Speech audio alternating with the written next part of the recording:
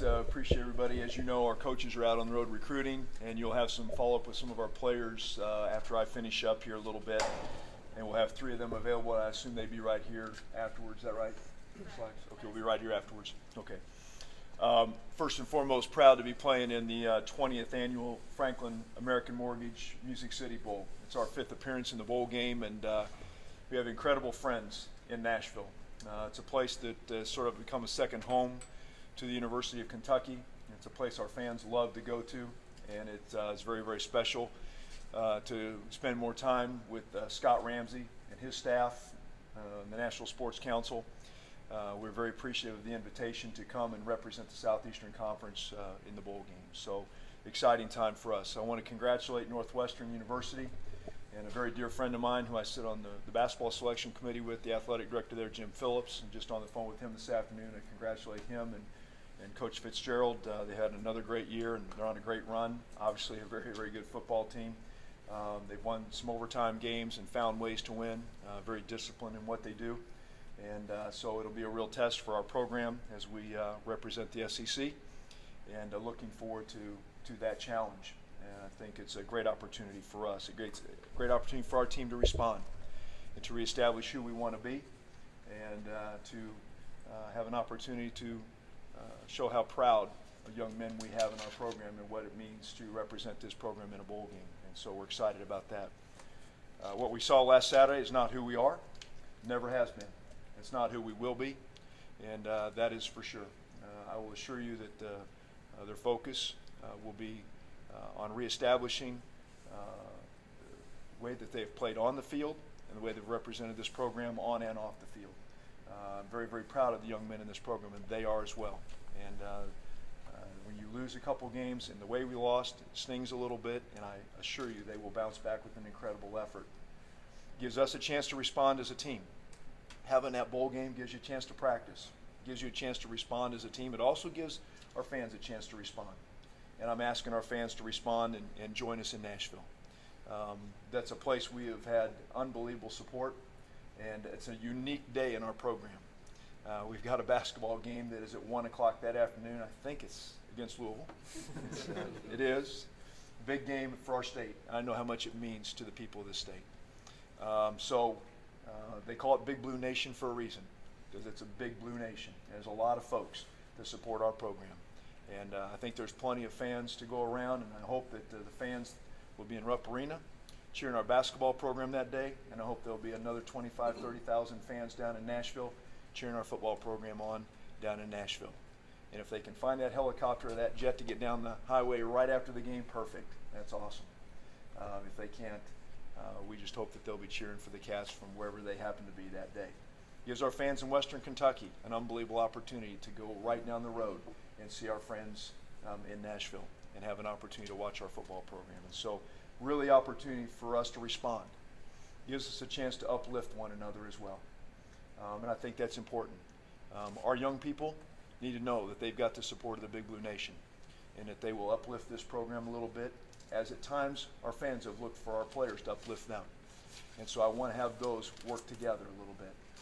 And I'm going to challenge our team, and I'm going to challenge our fans to respond to one another.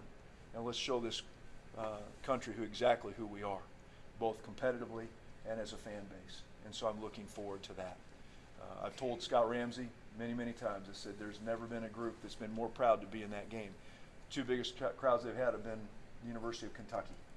And I can remember very vividly the times we've been down there, and it's always been a blast to go down there. So I intend to work very closely with the Sports Council to try and create an environment down there where our fans will have an opportunity to view the basketball game before the football game, and walk across that bridge and go get in the stadium for the basketball game. We'll have some fun. So we look forward to that. We need to have some fun. It is a bowl game, and it is postseason. And the glum faces that, oh my word, we're going to go have some fun with our team. And you have fun by doing a lot of things in your preparation, the way you celebrate with your fans, and the way you play the game. And that's what we are challenging ourselves to do. I'm asking our fans to join us as well. So the tickets obviously are on sale. We've got the links out there to all the different ticket buys, and there's ways to get that done. Nashville obviously is a great destination in terms of the things and the activities down there. I don't have to tell everybody what that looks like, and there's a lot of things to do down there, so we'll look forward to that. I also want to congratulate Mark Stoops. Second back-to-back bowl game, and I guess that's repetitive, right? Back-to-back bowl games, 7-5 seasons is in regular season. Opportunity to win his first bowl game as a head coach, and we want that for him. An opportunity to get to 8 wins, really, really important for him. It's hard to do in a very, very competitive league. Our league is pretty good, in case anyone didn't notice. 2 teams in the CFP championships, 3 teams in New Year's Day bowl games. It's a really great league, and we saw that today. I was down in the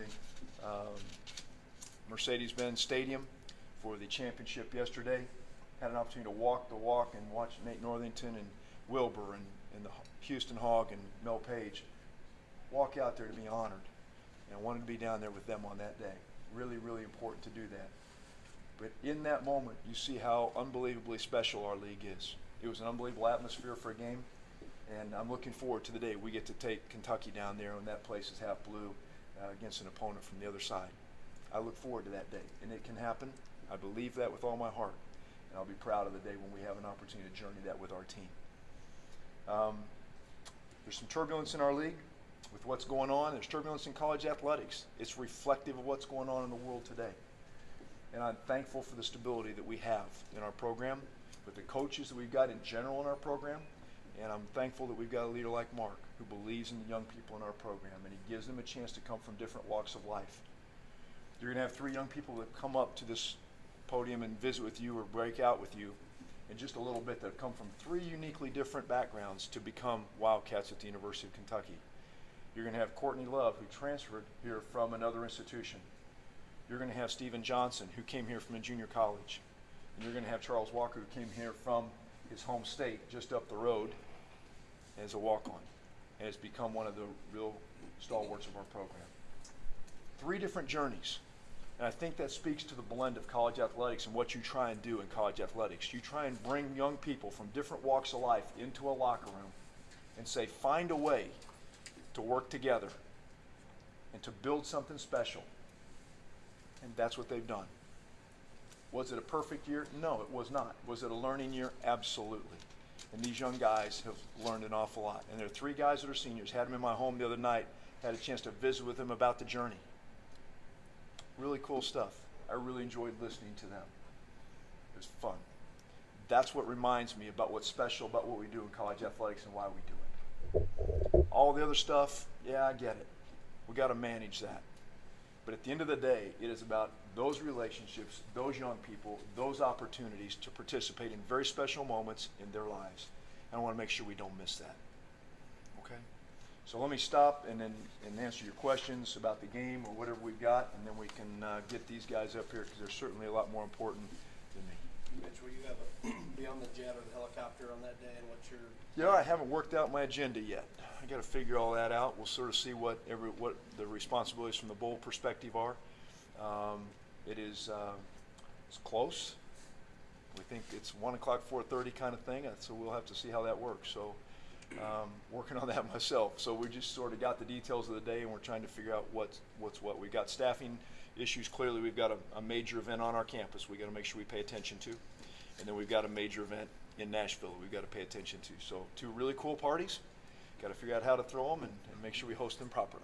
Mitch, was there any concern by the league or by the Music City Bowl of just about having a school that has another huge event that day? No, I think there's always conversation, Mark. I don't look at it as a problem. I look at it as a great opportunity and unbelievable celebration. I don't know if there's probably too many schools that have the incredible opportunity to have 2 showcase opportunities in one day for your 2 marquee programs. And that's really, really a special opportunity. And so I think that it's again, I go back to how do we respond to that as an administration, as teams, and as fans. I think it's a really cool deal. Mitch, how do you evaluate this year? What are the kind of criteria you use to say whether success, failure, to be determined, whatever, for this specific season? Yeah, I think we continue to take steps. There were things I thought we did. I'm not going to get into postseason evaluation right now because I think that's something Mark and I'll sit down at the end of the year and look at it. There were some things.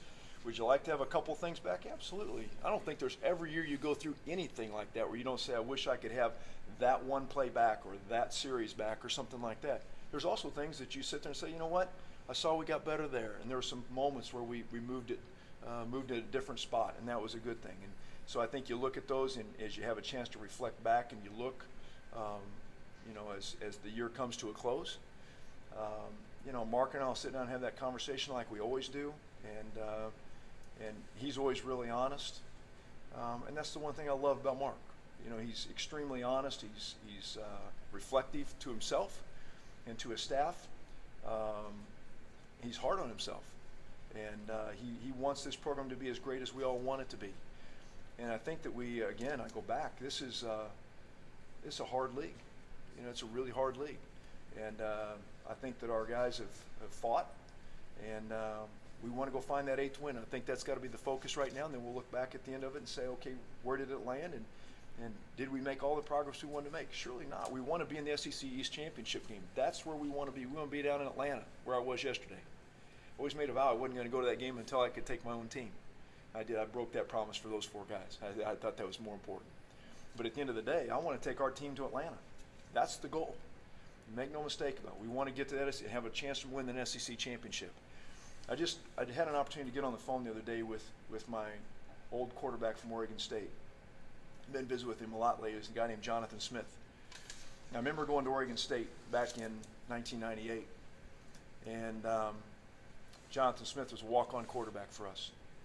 And I tell the story only because he just walked into a press conference as the head coach at Oregon State the other day with his championship ring from the Pac-10 when we went and played in the Fiesta Bowl and beat Notre Dame. And he said, you know what, when I walked on at Oregon State, no one said we could ever do that. And so I don't believe things can't be done.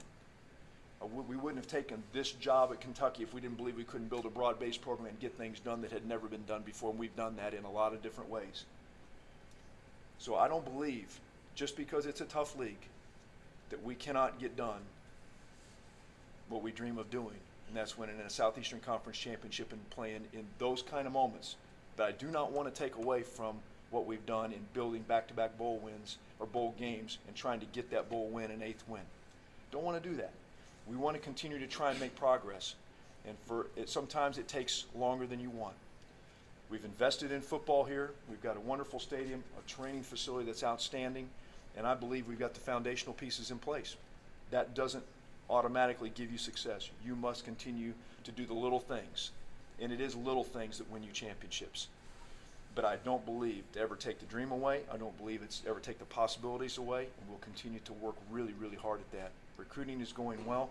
We'll sign a class on December 20th, and we'll continue to go down and play that game on the 29th, and then we'll move on to spring practice and continue to build for next year. Mitch, you said what happened last week is not who we are.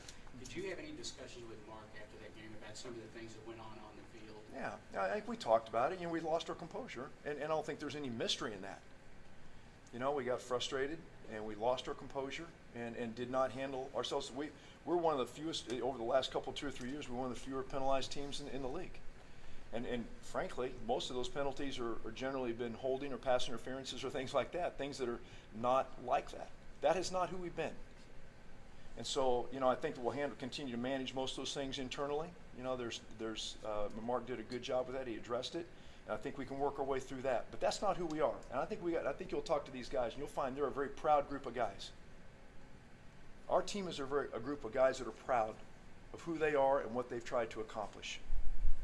And so, to sit there and say that is who we were, who our personalities are, we are when we represent each other on the field. That's not us.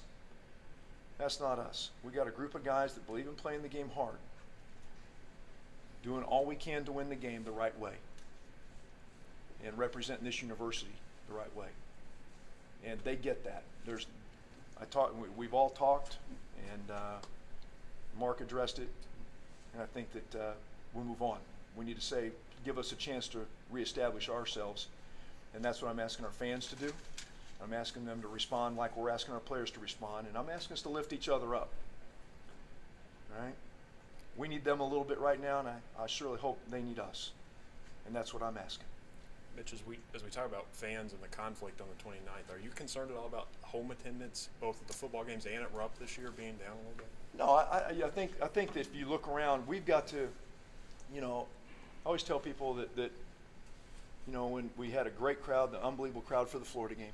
It was one of the great atmosphere we've had here. It was wonderful, and we just didn't quite get it done. And so sometimes when you get those big moments, you've got to break through those. And you've got to get some of those moments, and you've got to say, yep, we busted through that shell.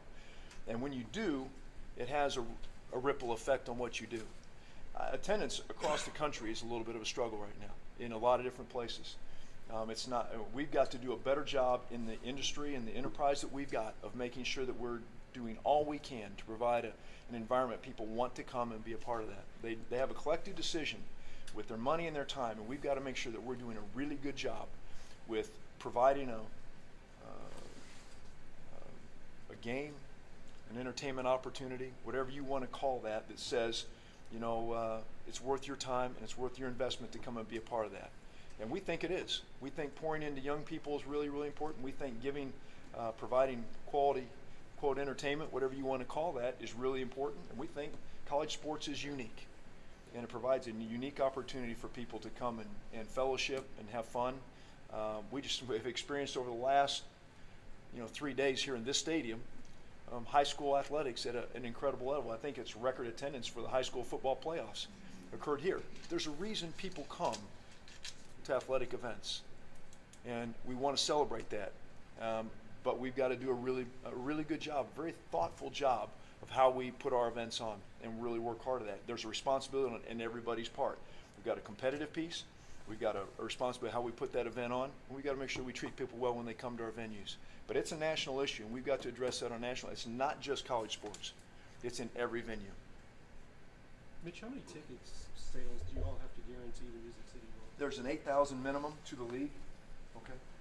So we've been, our fans have always been tremendous in responding to that. I don't see that being an issue. I think our fans, I'm hoping we'll have 15,000, 20,000 fans down there for that. I would really like to see that kind of a crowd down there, and fully anticipate the Big Blue Nation will come and do that for us. We really need their support, so I'm asking for them to do that and sort of lift us up and be there with our team. So seriously, for Seriously. the fan who's Seriously. lucky enough to have tickets to If I'm to not serious basketball right now, all right? I'm serious. for the fan who's lucky enough to have tickets to the basketball game and who really wants to go to the bowl game, what are you recommending? What do they do? Well, it's a great question. I don't have to work on that. We'll have to figure that one out. That's a tough one. It's going to be tough to be in two spots at once. I'm not asking people to choose. All right, they're going to have to make. What I'd say is look into your family and say, this group go this way, and this group go this way, and we'll both come back winners. So let's do that.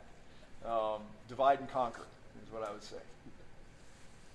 I mean, pose any challenges for scheduling in the future to think about, especially when you've got a football program that looks like it's on the rise, making bowl trips? You know, I think these are challenges other programs have had to face, and so certainly that's something I hope we have to face on a regular basis.